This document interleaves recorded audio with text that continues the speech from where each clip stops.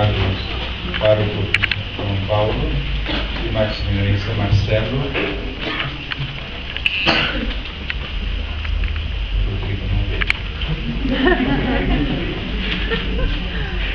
estimada equipe de liturgia com a sua coordenação, estimados cantores, estimados irmãos e irmãs.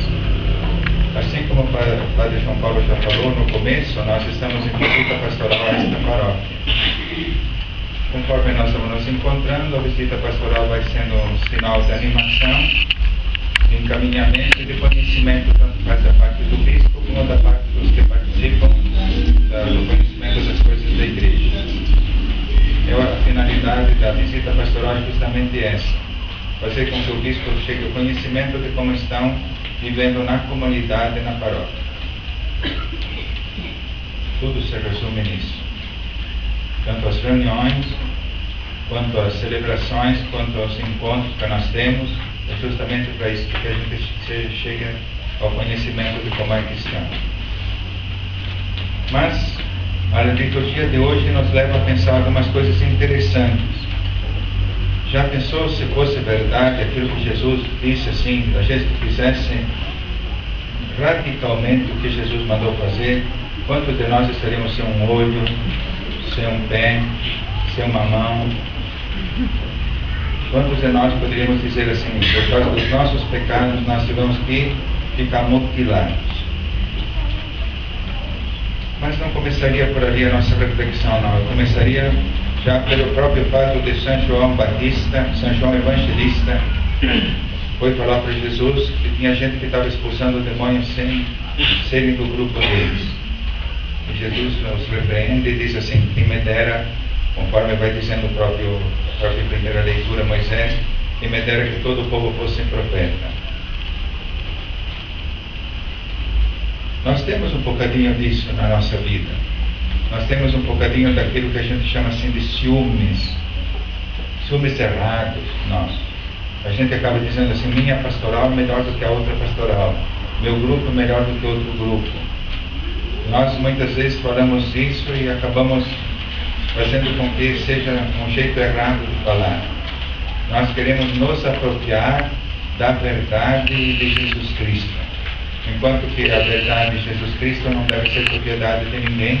A propriedade deveria ser de todo cristão, de todo batizado, de anunciar Jesus Cristo e de anunciar a verdade.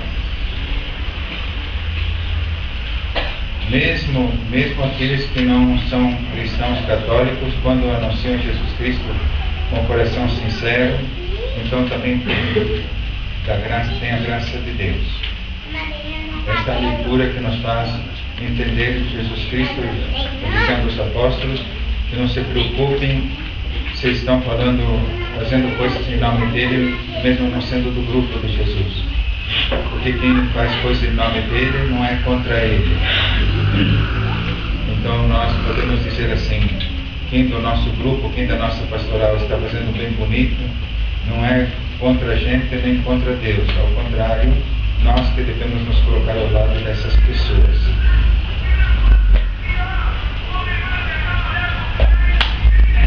Quando fala de pequeninos, Jesus fala de pequeninos que não devem se escandalizar um pequenino. A palavra escandalizar dentro do conhecimento bíblico aqui seria assim: colocar um tropeço, colocar alguma coisa que a pessoa faça coisa errada, conduzir pelos caminhos errados a pessoa para que a pessoa aprenda coisa errada. Seria esse o sentido. Porque ele está falando de pequeninos, ele está falando de gente que está iniciando na fé, gente que ainda não tem toda a segurança, gente que não é capaz de se dirigir muito por conta, precisa da palavra dos outros para poder se dirigir. Pode acontecer isso com gente já adulta, como com crianças mesmo. Porque quando fala a respeito da condução da fé, todos nós sabemos que existem vezes que nós abandonamos a igreja por qualquer coisinha que aconteça. Então nós ainda somos muito pequenos na fé. E este é o escândalo que Jesus fala dentro do texto do Evangelho de hoje. E até depois ele vai dizer assim: se teu olho te escandaliza, se teu olho te leva a pecar, se teu olho te leva a tropeçar, se teu olho te leva a ter qualquer coisa de errado, nós deveríamos pensar o que significa esse olho. Nós muitas vezes falamos de olho gordo, de olho de inveja, de olho de querer fazer o mal para os outros. Aquilo que se aprende muito no espiritismo, não no catolicismo, mas para fazer as coisas para os outros. Então aí que Jesus diz assim, arranca-o. Só que ele não está falando fisicamente tanto do pé como da mão e do olho, não está falando de cortar nem de arrancar mesmo, ele está falando de mudança de vida, está falando de mudança de jeito de ser, tanto nos pés, como nas mãos, como no olho. E o que nos leva a pensar um bocadinho a respeito de cada um de nós, o que significa também os pés. Os pés da gente, a gente usa para caminhar, usa para se conduzir, usa para tomar o caminho. Jesus é o caminho, Jesus é a verdade, Jesus é a vida. E os pés nos levam à condução do verdadeiro caminho, o caminho que é Jesus Cristo. As nossas mãos, nós poderíamos tomar a mão no sentido também genérico daquilo que nós usamos para como expressão da nossa própria vida. Nós usamos as mãos para muitas coisas e elas têm muito significado. De mão de vaca, de mão presa, de mão... qualquer coisa que a gente vai dizendo. De mão aberta, de mão generosa. Partes negativas e partes positivas das nossas mãos, dos nossos pés e dos nossos olhos. Mas nesses três sinais nós vamos entender o seguinte, seria assim. Se eu entro dentro de um hospital, normalmente nos hospitais tem isso, tem uma pessoa pondo a mão, o dedo desse jeito nos lábios. Nós não lemos assim, não acabamos dizendo, está vendo? Esse quadro aí está dizendo assim, precisa pôr a mão na boca. Não está falando isso, está falando silêncio. Não está expressando aquilo que está escrito ali, está expressando uma outra coisa. Também Jesus aqui, tanto falando das mãos, dos pés e do olho, ele não está falando da mão, do pé e do olho, ele está falando de uma outra realidade. Está falando da realidade daquilo que nos leva realmente a ser tropeço para os outros, escandalizar. Tropeço, fazer com que o outro caia, que o outro entre no caminho errado. E aí vem a nossa profissão de fé. Voltando um pouco atrás, porque o texto nos levou a isso. O texto nos levou a refletir sobre o nosso escândalo, aquilo que nós acabamos fazendo, tirando a pessoa do bom caminho. Qual é o bom caminho? A palavra de Jesus.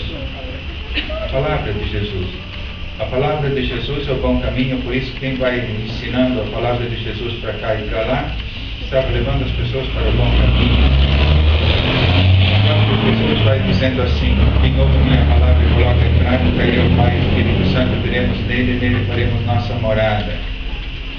Ele mesmo vai dizendo assim, quem é minha mãe, quem são meus irmãos, são os que ouvem minha palavra e a colocam em prática. E tantas outras citações que nós poderíamos usar para poder entender aquilo que Jesus está falando a respeito do ensinamento dele. O ensinamento dele é um ensinamento totalmente novo, diferente daquilo que era o Antigo Testamento.